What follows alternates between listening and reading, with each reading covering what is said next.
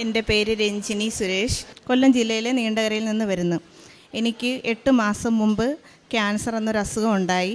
8 മാസം മുമ്പ് മാറിൻ്റെ വലത്തെ സൈഡിന് ചെറിയൊരു അടയാളം കണ്ട് ഹോസ്പിറ്റലിൽ കൊണ്ടുവന്ന് കാണിച്ചതാണ്. അപ്പോൾ ഡോക്ടർമാരെല്ലാം പറഞ്ഞു പ്രത്യേകിച്ച് കുഴപ്പങ്ങളൊന്നുമില്ല, ചെറിയ ഫ്ലൂയിഡ് കെട്ടിക്കിടക്കുന്നു, അത് മാത്രമേ ഉള്ളൂ. വേദനയുടെ ഗുളികകൾ തന്നിട്ട് അവർ തിരിച്ചു വിടുകയും ചെയ്തു. അത് കഴിഞ്ഞ് ഒരാഴ്ചയായപ്പോഴത്തേക്കും ഞാൻ സ്വപ്നം കാണുന്നു. കൃപാസനം പള്ളി സ്വപ്നം കാണുകയും പള്ളിയിൽ വരണമെന്നൊരു ഉൾവിളി എൻ്റെ ഉള്ളിലുണ്ടാവുകയും ചെയ്തു. ഞാൻ എൻ്റെ അമ്മയോട് പറഞ്ഞു കൃപാസനം പള്ളിയിൽ പോകണം, എനിക്ക് എന്തോ ഒരു ഭയമുണ്ട്, എൻ്റെ മനസ്സിൽ എനിക്ക് എന്തോ അസുഖമുള്ളതായിട്ടൊരു തോന്നലുണ്ട്. അപ്പോൾ ഞാൻ ഒരു ഹോസ്പിറ്റൽ സ്വപ്നം കാണുകയും സർജറി കിടന്ന് ഒരു റൂമിൽ കിടക്കുന്നതായിട്ട് സ്വപ്നം കാണുകയും ചെയ്തു. എന്നിട്ട് വീണ്ടും ടെസ്റ്റ് റിസൾട്ട് കണ്ടപ്പോൾ എനിക്ക് ഫ്ലൂയിഡ് മാത്രം കെട്ടിക്കിടക്കുന്നു, അസുഖമൊന്നുമില്ലെന്ന് ഡോക്ടർ വീണ്ടും പറഞ്ഞു. എന്നിട്ട് ഞാൻ 2 ദിവസം കഴിഞ്ഞപ്പോൾ വീണ്ടും കൃപാസനം പള്ളിയിൽ വരണമെന്നുള്ളൊരു ഡിലേ ആക്കി വെച്ചു, ഞാൻ വന്നില്ല. അത് കഴിഞ്ഞ് വീണ്ടും ടെസ്റ്റുകൾ വീണ്ടും ചെയ്തു. അപ്പോൾ എനിക്ക് അസുഖം സ്ഥിരീകരിച്ചു, ക്യാൻസറാണ്. അതിഭയങ്കരമായ ഭയവും ടെൻഷനും ഡിപ്രഷനും എല്ലാമായി. ഞാൻ എന്ത് ചെയ്യണമെന്നറിയാൻ വയ്യാത്തൊരവസ്ഥയിലായി. കണ്ണുകൾ അടയ്ക്കാൻ പോലും എനിക്ക് ഭയമായിരുന്നു. ഞാൻ അങ്ങനെ കൃപാസനത്തിൽ അമ്മയുടെ സാക്ഷ്യങ്ങൾ യൂട്യൂബിൽ വെച്ച് കേട്ടു. അങ്ങനെ ഒരു ദിവസം സാക്ഷ്യം കേട്ട് ഞാനിങ്ങനെ കിടന്നുറങ്ങുന്ന സമയത്ത് ഞാൻ അമ്മയോട് ചോദിച്ചു, അമ്മേ, എല്ലാവർക്കും അമ്മ ഓരോ സഹായങ്ങൾ ചെയ്യുന്നല്ലോ, അമ്മ എൻ്റെ അടുത്ത് വന്നു, എനിക്ക് എൻ്റെ ഉള്ളിലെ ഭയം ഒന്ന് മാറ്റിത്തരണേ. ഞാൻ കേട്ട സാക്ഷ്യം ഒരു യുവതി, പുള്ളിക്കാരിക്ക് നടക്കാൻ പറ്റാതെ ശരീരമാസകലം തളർന്ന ഒരവസ്ഥയിൽ കിടക്കുന്നു. ഹോസ്പിറ്റലിൽ അമ്മ എത്തിയിട്ട് ആ ഹോസ്പിറ്റലിൽ കിടക്കുന്ന യുവതിയെ നടത്തിച്ച് പിറ്റേന്ന് ഡോക്ടർമാരെ പോലും ഞെട്ടിച്ച ഒരു രോഗസൗഖ്യമാണ് ആ സാക്ഷ്യത്തിൽ ഞാൻ കേട്ടത്. അപ്പം ആ സാക്ഷ്യം കിടന്നുകൊണ്ടാണ് ഞാൻ അമ്മയോട് ചോദിക്കുന്നത്, അമ്മ എന്നെ കൂടെ ഒന്ന് രക്ഷപ്പെടുത്തുമോ, എൻ്റെ ഭയം ഒന്ന് അമ്മ എനിക്കെടുത്ത് മാറ്റിത്തരുമോ എന്ന് ഞാൻ അമ്മയോട് ചോദിച്ചു. അന്ന് രാത്രി ഒരു 10 മണി ആയതേ ഉള്ളൂ. എനിക്ക് അസുഖം വന്നതിന് ശേഷം എൻ്റെ അമ്മ ഉറങ്ങാറില്ലായിരുന്നു. അപ്പം എൻ്റെ തൊട്ടടുത്ത് താഴെയായിട്ടാണ് എൻ്റെ അമ്മ കിടന്നിരുന്നത്. കണ്ണുകളടച്ച് കിടന്നപ്പോൾ ആരോ തലയിൽ തടവുന്നത് പോലെ മാത്രം തോന്നി. എൻ്റെ അമ്മയായിരിക്കുമെന്ന് ഞാൻ പ്രതീക്ഷിച്ചു. കാരണം വെച്ചാൽ എനിക്ക് അസുഖമല്ലേ, അപ്പം ഞാൻ ഉറങ്ങിയെന്ന് കരുതി എൻ്റെ അമ്മ എൻ്റെ തലയിൽ തടവുകയാണെന്നാണ് ഞാൻ ആദ്യം വിചാരിച്ചത്. അങ്ങനെ കണ്ണുകളടച്ച് കിടന്നപ്പോൾ തലയിൽ തടവിയിട്ട് പിന്നീട് കൈത്തലമെടുത്ത് എൻ്റെ നെറ്റിയിൽ പതുക്കെ അമർത്തി. ഭയങ്കരമായ തണുപ്പ് അനുഭവപ്പെട്ട് ഞാൻ ശരീരമാസകലം കിടുങ്ങി. അപ്പം ഞാൻ പെട്ടെന്ന് അമ്മ എന്തോ അമ്മ കാണിക്കുന്നതെന്ന് പറഞ്ഞ് ഞെട്ടി തിരിഞ്ഞ് നോക്കിയപ്പോഴത്തേക്കും പിറയ്ക്കകുമ്പോൾ റൂമിൽ മുഴുവൻ ഇരുട്ടായിരുന്നു. പക്ഷേ റൂമിൽ എനിക്ക് അസുഖം വന്നതിന് ശേഷം റൂമിലെ ലൈറ്റ് കെടുത്തിയിട്ടില്ല. പക്ഷേ ഞാൻ പെട്ടെന്ന് കണ്ണ് തുറന്ന് നോക്കുമ്പോൾ ഇരുട്ടാണ്. പക്ഷേ എൻ്റെ തലയുടെ ഭാഗത്തായിട്ട് ഒരു രൂപം ഇങ്ങനെ നിൽക്കുന്നു. അപ്പം ഞാൻ ആരാത് എന്ന് ചോദിച്ച് പെട്ടെന്ന് കണ്ണ് ഇറുക്കി വീണ്ടും അടച്ച് കണ്ണ് തുറന്നപ്പോൾ വീണ്ടും റൂമിൽ ലൈറ്റ്, നല്ല അതിഭയങ്കരമായ നല്ല മണവും കേട്ടു. അപ്പോൾ എനിക്ക് പെട്ടെന്ന് ഞാൻ എൻ്റെ നെറ്റിയിൽ സ്വപ്നമാണോ എന്ന് കരുതി നെറ്റിയിൽ തൊട്ട് നോക്കിയപ്പോൾ നെറ്റി മുഴുവൻ മരവിച്ചിരിക്കുന്നു. ആ നെറ്റി തല മൊത്തം മരവിച്ചിരിക്കുക. അപ്പം ഞാൻ പെട്ടെന്ന് ചോദിച്ച്, അമ്മ അപ്പം എൻ്റെ അടുത്ത് വന്നല്ലേ? ഞാൻ അങ്ങനെ കിടന്നു, പക്ഷെ ഞാൻ ഉറങ്ങിപ്പോയി. രാവിലെ ഞാൻ എഴുന്നേറ്റ് എൻ്റെ ഞാൻ ഈ അസുഖം വന്നതിന് ശേഷം ഒരു വെള്ളം പോലും എനിക്ക് കുടിക്കാൻ പറ്റാത്തൊരവസ്ഥയായിരുന്നു, ടെൻഷൻ കാരണം. അപ്പം ഞാൻ അന്നത്തെ ദിവസം അമ്മയോട് വന്ന് പറയുന്ന, അമ്മേ, എനിക്ക് ചായ തന്നില്ലല്ലോ, അമ്മ എന്താ എന്നെ വിളിക്കാതിരുന്നത് എന്നൊക്കെ ഞാൻ എൻ്റെ അമ്മയോട് ചോദിച്ചു. അന്നേരം അമ്മയ്ക്ക് ഒരു പെട്ടെന്നൊരിത്, എന്താ ഇങ്ങനെ ചോദിക്കുന്നത്, ഇവൾക്ക് സംസാരിക്കാൻ പോലും വയ്യായിരുന്നല്ലോ, രാത്രിയിലൊക്കെ അതിഭയങ്കരമായ ഛർദിലും പ്രശ്നങ്ങളും ഒക്കെ ആയിരുന്നു എനിക്ക്. അപ്പം ഞാൻ പറഞ്ഞു, അമ്മ, കൃപാസനത്തിൽ പോകണം നമുക്ക്. ഞാൻ അതിനു മുമ്പ് ഒരു ദിവസം ഇവിടെ കൃപാസനത്തിൽ ഞാൻ വന്നിട്ട് ഞാൻ പറഞ്ഞു, അമ്മ, അന്നേരം എൻ്റെ അമ്മ എന്നോട് പറഞ്ഞു, മോളെ ഉടമ്പടി എടുക്ക്. ഞാൻ പറഞ്ഞു, അല്ല അമ്മ, എനിക്ക് അസുഖം ഇല്ലെന്നറിഞ്ഞിട്ട് മാത്രമേ ഞാൻ കൃപാസനത്തിൽ വന്ന് ഉടമ്പടി എടുക്കുന്നുള്ളൂ. അന്നേരം അവിടെ വന്ന് പ്രാർത്ഥിച്ചു, ഞങ്ങൾ തിരിച്ചു പോയി. അതിനുശേഷമാണ് എൻ്റെ ഈ അസുഖം സ്ഥിരീകരിച്ചതും ഞാൻ യൂട്യൂബിലെ സാക്ഷ്യം കേട്ട് എൻ്റെ അമ്മ മാതാവ് എൻ്റെ അടുത്ത് വന്ന് എൻ്റെ ഉൾഭയം എടുത്ത് മാറ്റിത്തന്നതും. അങ്ങനെ ഞാൻ വീണ്ടും എൻ്റെ അമ്മയുമായിട്ട് ഇവിടെ എത്തി. ഞാൻ ഉടമ്പടി എടുത്ത് എൻ്റെ സർജറിക്ക് ഡേറ്റ് കുറിച്ചു. ജൂൺ 13-ാം തീയതി എനിക്ക് സർജറി. അതിനു മുമ്പ് ഞാൻ ആദ്യം കൊല്ലം ഡിസ്ട്രിക്ട് ഹോസ്പിറ്റലാണ് എന്നെ കാണിച്ചത്. അപ്പോൾ അവിടെ കാണിച്ചപ്പോൾ അവർ പറഞ്ഞു, ബ്രസ്റ്റിലല്ല ക്യാൻസർ, മസിലിലാണ് ക്യാൻസർ. മസിലിൽ ക്യാൻസർ വന്നാൽ പിന്നെ ഒരു വശം തളർന്നു പോകാൻ ചാൻസ് ഉണ്ട്, വലതു കൈയുടെ ചലനശേഷി നിങ്ങൾക്ക് കിട്ടത്തില്ല, അത് കാരണം നിങ്ങൾ കീമോ സ്റ്റാർട്ട് ചെയ്തോളാൻ പറഞ്ഞു. കീമോ എന്ന് കേട്ടപ്പോഴേ എൻ്റെ എനിക്ക് പിന്നെ ശ്വാസം പോലും വിടാൻ പറ്റാത്തൊരവസ്ഥയായിരുന്നു. ഞാൻ അപ്പോഴും അമ്മയെ വിളിച്ച് കരഞ്ഞുകൊണ്ടിരുന്ന, അമ്മ കീമോ റേഡിയേഷൻ എന്നുള്ള വക എന്നെ ഒഴിവാക്കി തരണേ അമ്മേ, എന്തായാലും എനിക്ക് അസുഖം വന്നു അമ്മ, അത് ഒരു പൂവിറക്കുന്ന ലാഘവത്തോടെ എന്നിൽ നിന്ന് അത് എടുത്തു മാറ്റി തരണേ അമ്മേ എന്ന് പറഞ്ഞ് ഞാൻ നിലവിളിച്ചു പ്രാർത്ഥിച്ചു. അപ്പോൾ ഡിസ്ട്രിക്ട് ഹോസ്പിറ്റലിലെ ഡോക്ടർ പറഞ്ഞു, നിങ്ങൾക്ക് സർജറി ചെയ്യാൻ പറ്റത്തില്ല. പിന്നെ അവിടുന്ന് ഞങ്ങൾ RCC ഹോസ്പിറ്റലിൽ ചെന്നു. അവിടെ ചെന്നപ്പോഴും അവിടെയും പറഞ്ഞത്, നിങ്ങൾക്ക് സർജറി ചെയ്യാം, പക്ഷേ വലതുകൈയുടെ ചലനശേഷി നിങ്ങൾക്ക് നഷ്ടപ്പെട്ടു പോവും, അതൊന്നും ചെയ്യാൻ പറ്റത്തില്ല. കാരണം വെച്ചാൽ ബ്രസ്റ്റിലല്ല നിങ്ങൾക്ക് ക്യാൻസർ, നിങ്ങൾക്ക് മസിലിലാണ് ക്യാൻസർ, നിങ്ങളുടെ ബ്രസ്റ്റിൻ്റെ താഴെയായിട്ട്.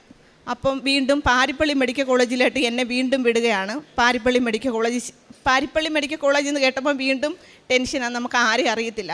പക്ഷേ ഹോസ്പിറ്റലിൽ ഞങ്ങൾ കാലുകുത്തി ആ നിമിഷം മുതൽ എൻ്റെ സർജറി കഴിയുന്ന ആ നിമിഷം വരെയും പേരറിയാത്ത ഒരുപാട് ആൾക്കാർ നമ്മുടെ മുന്നിൽ സഹായവുമായി വന്ന് സർജറി ആയാലും എല്ലാ കാര്യത്തിനും ഞങ്ങളോടൊപ്പം കൂടെ ഉണ്ടായിരുന്നു.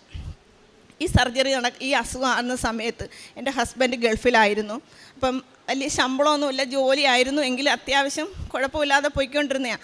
അപ്പോൾ അസുഖമായപ്പോൾ ഭർത്താവിനെ ക്യാൻസൽ ചെയ്ത് നാട്ടിലോട്ട് ഹസ്ബൻഡ് വരാനായിട്ട് നിന്നപ്പോൾ ഫ്ലൈറ്റ് ടിക്കറ്റ് കമ്പനി എടുത്തു കൊടുക്കത്തില്ല, നമ്മുടെ കയ്യിൽ നിന്ന് പൈസയും കൂടെ ചിലവാകുമെന്ന് പറഞ്ഞു. അപ്പോൾ ഹസ്ബൻഡ് വിളിച്ചിട്ട് പറഞ്ഞു, എനിക്ക് 25,000 രൂപയും കൂടെ നമ്മുടെ കയ്യിൽ നിന്ന് അടയ്ക്കണം.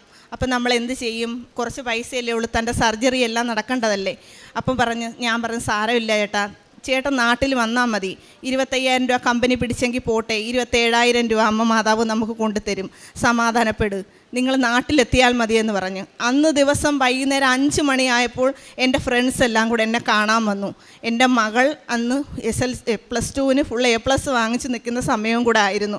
അപ്പോൾ എൻ്റെ മകൾക്ക് 2,000 രൂപ കവറിലിട്ട് എൻ്റെ കയ്യിൽ 25,000 രൂപ.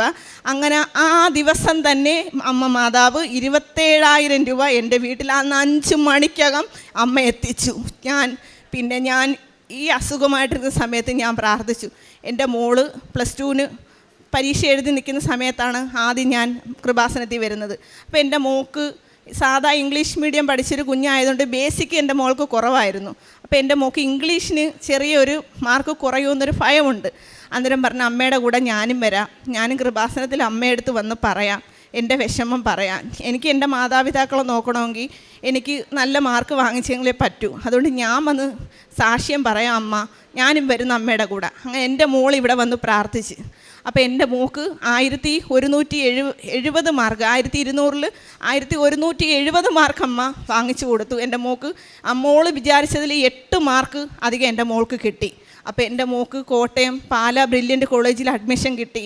എൻ്റെ സർജറി 13-ാം തീയതി, 11-ാം തീയതി എനിക്ക് അഡ്മിറ്റ് ആവണം, എൻ്റെ ഹസ്ബൻഡ് നാട്ടിലെത്തണം, എൻ്റെ മകൾക്ക് അഡ്മിഷൻ വേണം. ഞാൻ പറഞ്ഞ, അമ്മേ, ഞാൻ ഓടി നടന്നൊരു വ്യക്തിയാണ്, ഞാൻ ചാരിറ്റിയൊക്കെ ചെയ്യുന്ന ഒരാളായിരുന്നു, എല്ലാത്തിനും രാഷ്ട്രീയ എല്ലാത്തിനും ഓടി നടക്കുന്ന ഒരാളായിരുന്നു. ഞാൻ പെട്ടെന്ന് വീണു പോയപ്പോൾ എൻ്റെ കുഞ്ഞുങ്ങളുടെ കാര്യത്തിനും ആരുമില്ല. അപ്പം ഞാൻ അമ്മയോട് പറഞ്ഞു, അമ്മേ, എനിക്ക് ആരുമില്ല, ഞാൻ ഓടി നടക്കേണ്ട സമയത്ത് ഞാൻ വീണുപോയി, എൻ്റെ മകളുടെ കാര്യം എല്ലാം ഞാൻ അമ്മയെ ഭാരം ഏൽപ്പിക്കുക, അമ്മ തന്നെ വന്ന് ഇതെല്ലാം എനിക്ക് നടത്തി തരണം. 8-ാം തീയതി എൻ്റെ ഹസ്ബൻഡ് നാട്ടിലെത്തി. 9-ാം തീയതി എൻ്റെ മോൾക്ക് അഡ്മിഷൻ എടുത്ത് എൻ്റെ മോൾ കോളേജിൽ ചേർന്ന്. 11-ാം തീയതി ഞാൻ അഡ്മിറ്റായി. 13-ാം തീയതി എൻ്റെ സർജറി കഴിഞ്ഞു. ഡോക്ടർ എന്നെ വിളിച്ചിട്ട് പറഞ്ഞു, രഞ്ജിനി, കൈക്ക് ഒരു കുഴപ്പമില്ല. രഞ്ജിനിക്ക് സർജറി ചെയ്തപ്പോൾ ഞങ്ങൾക്ക് ഏറ്റവും വലിയ അത്ഭുതമാണ്, ബ്രസ്റ്റിൻ്റെ സൈഡിലോട്ട് മസിലിലെ ക്യാൻസർ മാറിയിരിക്കുന്നു. അതൊരു വല്ലാത്ത അതിശയം തന്നെയാണ്. ഇതെങ്ങനെ സംഭവിച്ചു? തനിക്ക് ദൈവത്തിൻ്റെ ഒരു അനുഗ്രഹമുണ്ട്, തനിക്ക് യാതൊരു പ്രശ്നങ്ങളുമില്ല. അപ്പം ബാക്കി ചികിത്സകളെല്ലാം കഴിഞ്ഞ് വീണ്ടും ഞങ്ങൾ ആ ഹോസ്പിറ്റലിൽ ചെല്ലുമ്പോൾ ഡോക്ടർ പറയുന്നു, 6 കീമോ എടുക്കണം, ഇനി RCCയിലോട്ട് പോയിക്കോളാൻ. വീണ്ടും എൻ്റെ പ്രതീക്ഷകൾ തകർന്നതുപോലെ പിന്നെ ഞാൻ വിചാരിച്ചു, ഞാൻ അമ്മ മാതാവിനോടല്ലേ പ്രാർത്ഥിക്കുന്നത്, പിന്നെ ഞാൻ എന്തിനാണ് ഭയക്കുന്നത്. RCCയിൽ ചെന്ന് 3 ടെസ്റ്റുകൾ ചെയ്തു. ആ 3 ടെസ്റ്റുകൾ ചെയ്തു. ഓരോ പ്രാവശ്യവും ഡോക്ടർ പറയും, അടുത്ത ടെസ്റ്റ് കൂടെ നോക്കട്ടെ, കീമോ വേണമെങ്കിൽ പറയാം, അടുത്ത ടെസ്റ്റ് കൂടെ നോക്കട്ടെ. അങ്ങനെ 3 ടെസ്റ്റുകളായി. 3-ാമത്തെ ടെസ്റ്റ് റിസൾട്ട് വന്നപ്പോൾ പറഞ്ഞു, രഞ്ജിനിക്ക് ബ്രസ്റ്റിൽ ക്യാൻസറാണ്, പക്ഷേ ബ്രസ്റ്റിന് കംപ്ലയിൻ്റ് ഇല്ലായിരുന്നു, പക്ഷേ രഞ്ജിനിക്ക് കഴലിക്കും കംപ്ലയിൻ്റ് ഇല്ല. പക്ഷേ ഇതെല്ലാം എടുത്തത് രഞ്ജിനിക്ക് കീമോയോ റേഡിയേഷനോ ഒരു കാര്യങ്ങളും വേണ്ട, ഒരു ഇഞ്ചക്ഷൻ എല്ലാ മാസവും ഒരു 12 ഇഞ്ചക്ഷൻ മാത്രം എടുക്കണം, ഒരു ഗുളിക കഴിക്കണം, അപ്പോൾ സാധാരണ പോലെ താൻ ജീവിച്ചോളുക, തനിക്ക് യാതൊരു പ്രശ്നങ്ങളുമില്ല എന്ന് പറഞ്ഞു. പിന്നെ ഈ ഇഞ്ചക്ഷൻ ഒരു ഹോർമോൺ ഇഞ്ചക്ഷനാണ്, വയറിൻ്റെ സൈഡിനാണ് ഈ ഇഞ്ചക്ഷൻ എടുക്കുന്നത്. അത് നമ്മുടെ ഒരു വിരലിൻ്റെ കനമാണ് സൂചിക്ക്. ആ ഇഞ്ചക്ഷൻ എടുക്കുന്ന ഓരോ വ്യക്തിയും അകത്ത് കയറുമ്പോൾ ചിരിച്ചും കൊണ്ട് വരും, തിരിച്ചു പോകുമ്പോൾ വലിയ വായിൽ നിലവിളിച്ചും കൊണ്ടാണ് പോകുന്നത്. പക്ഷെ ഞാൻ 5 ഇഞ്ചക്ഷൻ എടുത്തു. ഈ 5 ഇഞ്ചക്ഷൻ എടുത്തിട്ടും ഈ ഇഞ്ചക്ഷൻ എടുത്ത ഒരു ഫീലിംഗ് പോലും എനിക്കുണ്ടായിട്ടില്ല. അപ്പോൾ അവിടുത്തെ ഓരോ പ്രാവശ്യം എടുക്കുന്ന സിസ്റ്റർമാരും എന്നോട് ചോദിക്കും, രഞ്ജിനി മാത്രം എന്താ ചിരിച്ചുകൊണ്ട് പോകുന്ന? അപ്പം ഞാൻ പറയും, എൻ്റെ കയ്യിരിക്കുന്ന ഈ ജപമാലയുടെ ശക്തിയാണ്. ഞാൻ ജപമാല ചൊല്ലി വിശ്വാസ പ്രമാണം ചൊല്ലി ഈ സൈഡിൽ വെച്ച് പ്രാർത്ഥിച്ച് ഇഞ്ചക്ഷൻ എടുത്തിട്ട് സിസ്റ്റർ ചോദിക്കും, രഞ്ജിനി ഇഞ്ചക്ഷൻ എടുത്തു അറിഞ്ഞില്ലേ? ഞാൻ പറഞ്ഞില്ല, അറിഞ്ഞില്ല. ഓരോ വ്യക്തികളും വന്ന് വലിയ വായിൽ നിലവിളിച്ചുകൊണ്ട് പോകുന്ന സ്ഥലത്ത് ഞാൻ അവിടെ ചെന്നിട്ട് ചിരിച്ചും കൊണ്ട് പോയി ഇഞ്ചക്ഷൻ എടുത്ത് ചിരിച്ചും കൊണ്ട് ഞാൻ തിരിച്ചിറങ്ങി വരുവാണ്. അത്രയും കാരുണ്യമാണ് അമ്മ മാതാവ് എന്നോട് കാണിച്ചത്. പിന്നെ എൻ്റെ മകളുടെ കാര്യം നേരത്തെ പറഞ്ഞല്ലോ. എൻ്റെ മകൾ ഇവിടെ വന്നതിന് ശേഷം എൻ്റെ മോൾക്ക് ഇംഗ്ലീഷിന് നല്ല മാർക്ക് കിട്ടുകയും ഫുൾ A+ വാങ്ങിക്കുകയും നല്ല സന്തോഷത്തോടെ മിടുക്കിയായിട്ട് ഇപ്പോൾ പഠിക്കുകയും ചെയ്യുന്നു. ഞങ്ങളുടെ കുടുംബത്തിന് അമ്മ മാതാവും തിരുക്കുമാരനും തന്ന 1000 കോടി അനുഗ്രഹങ്ങൾക്ക് എത്ര തീർത്താലും തീരാത്ത നന്ദി പറയുകയാണ്. പിന്നെ കാരുണ്യ പ്രവർത്തനം എന്ന് പറഞ്ഞാൽ ഞാൻ യഥാർത്ഥത്തിൽ ഉപവസിച്ചിട്ടില്ലെന്ന് പറഞ്ഞാൽ ഞാനിവിടെ ഒന്ന് ഉടമ്പടി എടുത്തതിന് ശേഷം എനിക്ക് സർജറി ആയിരുന്നു. ഉപവസിക്കാൻ പറ്റത്തില്ലല്ലോ. പക്ഷേ കാരുണ്യ പ്രവൃത്തി ചെയ്യാൻ എനിക്ക് ഇറങ്ങിപ്പോവാനും പറ്റത്തില്ല. പക്ഷേ അവിടെ കിടന്നുകൊണ്ട് എനിക്ക് എഴുന്നേക്കാറായ സമയം മുതൽ എന്നെക്കൊണ്ട് കഴിയുന്ന തരത്തിലുള്ള സഹായങ്ങൾ ഞാൻ ഓരോ വ്യക്തികൾക്കും ഞാൻ ചെയ്തു തുടങ്ങി. ഇതിനു മുമ്പ് ഞാൻ അങ്ങനെയുള്ള ഓരോ കാര്യങ്ങൾ ഓരോരുത്തർക്ക് ചെയ്തു കൊടുക്കുന്ന ഒരാളായിരുന്നു. പക്ഷേ എങ്കിലും വീണ്ടും ഞാനത് ചെയ്തു.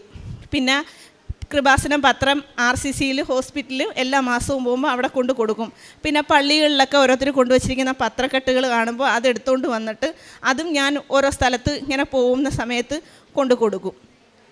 പിന്നെ എന്നെ സ്വാധീനിച്ച ഏറ്റവും ഒരു വചനം എൻ്റെ ഹൃദയത്തിൽ സ്വാധീനിച്ചൊരു വചനം, മനുഷ്യന് അസാധ്യമായത് ദൈവത്തിന് സാധ്യമാണ്. ആ ഒരു വചനമാണ് എൻ്റെ ജീവിതത്തിൽ നിന്ന് എന്നെ മുന്നോട്ട് നയിക്കുന്നത്.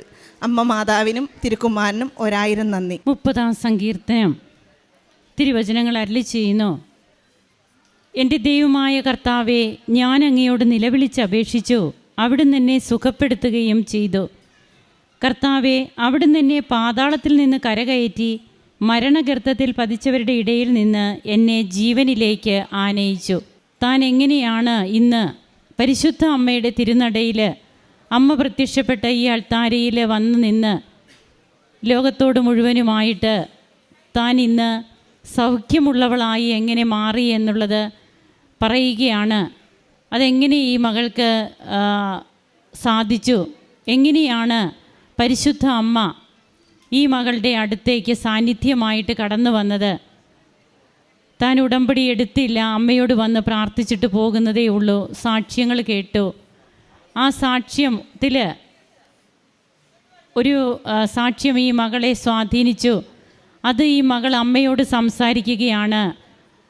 അമ്മേ, ഇതുപോലെ അമ്മയ്ക്ക് എൻ്റെ അടുത്തും ഒന്ന് വന്നുകൂടെ? അമ്മ എന്നെയും തൊട്ട് സുഖപ്പെടുത്തണമേ എന്ന് തിരുവചനങ്ങൾ അതാണ് നമ്മോട് പറഞ്ഞത്. അങ്ങനെ ഈ മകൾ വിളിച്ചപ്പോൾ അമ്മ ചെല്ലുകയാണ്. അമ്മ കൃപാസന അൾത്താരയിൽ 2004 ഡിസംബർ 7 ബഹുമാനപ്പെട്ട VP ജോസഫ് അച്ഛനാണ് പ്രത്യക്ഷപ്പെട്ടതെങ്കിൽ ഇന്ന് ആരൊക്കെ വിളിക്കുന്നോ അതെവിടെയും ഇരുന്നു കൊണ്ട് വിളിച്ചു കൊള്ളട്ടെ, ലോകത്തിൻ്റെ ഏത് മൂലയ്ക്കും അമ്മ അവിടെയുണ്ട്. അങ്ങനെ അമ്മ ചെല്ലുന്നു.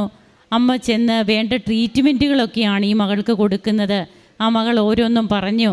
അങ്ങനെ അമ്മയുടെ സാന്നിധ്യം അതനുഭവിച്ച് പിന്നീട് തൻ്റെ ക്യാൻസറാണെന്ന് സ്ഥിരീകരിച്ചു.